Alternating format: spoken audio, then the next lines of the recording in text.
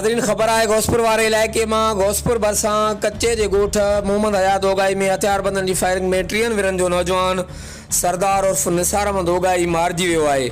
इतला ते मक़तूल जा वारिस हथियार खणी हथियारबंदन जे पोयां निकिरी पिया। धुरनि जी फायरिंग सबब इलाइक़ो मैदान जंग बणियल आहे, जॾहिं त हद जी पुलिस वाक़े वारे हंधि रवानी थी वई आहे। होॾां नौजवान जो लाश घर पहुचण ते कोराम मची वियो।